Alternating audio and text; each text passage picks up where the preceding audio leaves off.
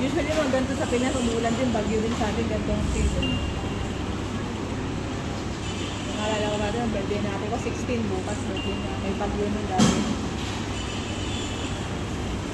16 lumindol, di ba? Tsaka yung ano, yung Pora, yung sa Pampanga, yung umulan ng buhangin. Pati sa batas. Yung umulan ng buhangin kasi sumabog ang bukang Lahat? lahar.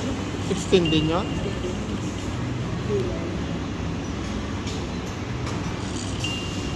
Tapos yung mga buhangin na ano ginawa, pinanghalo ng semento. O, yun ang... Siyang pinangano sa dike, dike. Oh, yun naman ang